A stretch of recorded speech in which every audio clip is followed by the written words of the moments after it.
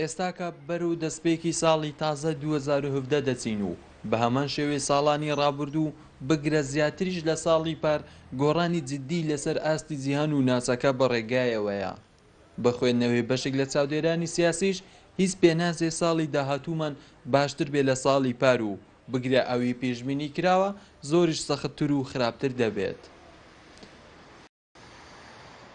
حکوومەتی هەرێمی کوردستانیش سەرڕای ئەوەی کە کێشەکانی جارچەند نەکردیە ڕۆژ بە ڕۆژ بڕیاری تون لەسەر هاوڵاتیان دەردەکاتن فەرموو ئێستا لەو کات و سادا خۆپیشاندان لە زۆر شوێن هەیە کە لە قەپانەکان بڕی قەپانکردن بۆ قەڵابەکان یان بارهەڵگرەکان لە 1000 دینار بووە بە 3000 دینار یان ئەمپێری مۆلیدەکان لە 9000 بووە بە 16000 دینار یان کەمی کەهرەبا کۆمەڵا کێشە و گرفتمانە پێشبینی ناکەن لە 2017 ئەو چارەسەرێ بکرێتن هیوادارن ساڵی 2018 شتێکمان بۆ بکرێت. لە ساڵی 2014ەوە تاکوی ئێستا هەرێمی کوردستان هەنگاوێک نەچۆتە پێشەوە بەڵکو دەیان گەڕاتەوە دواوە. هاوڵاتیانیش بە هیوای ئەوەن ساڵی ئایندەیان ساڵی 2017 ئاتەکانیان بهێتە دی و خەم و خەفەتەکانیان بڕوێنێتەوە.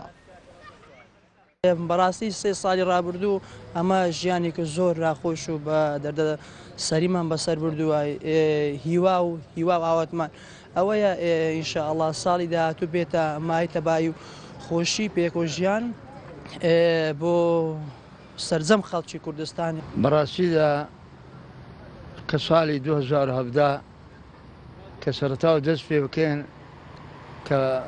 کە دەڵێن و لە هەموو ڕۆژهەلاتی ناوین و دەرەوە کە بەڕاستیدا کورد ملەتی کورد کە پێشمەرگە قارەمانەکانی کوردستان کە پۆی ئەفسانەی داعشیان شکان ئێمە دەوێتمان یەک ڕێزی ناومالی کورتەبی و ئەو یەک ڕێزەی بپارێزین. هیوا و ئاواتی 2017 ئەوەیە کە موچەوەکی خۆی لێبێتەوە موچەنی موچە نەمینێ بەڕاستی خەڵکە هیلاکی هاتووە. دووەمینیش کارەبا هەبێت سێمین نەفت هەبیت هیوا و ئاواتی ئەوەیە کە حکوومەت نەفتەکەی بدا کارەباکەش وەکی خۆی لێبێتەوە.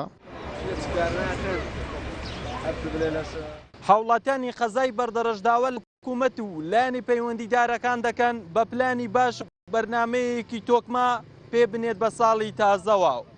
ئەمەش تەنها بە هیوا خواستن و داواکاریکردن نایەت، ئیشی کۆمەڵی دەوێت. محەممەد جەلیل، کەناڵی بادینان سات، بەردەڕەش.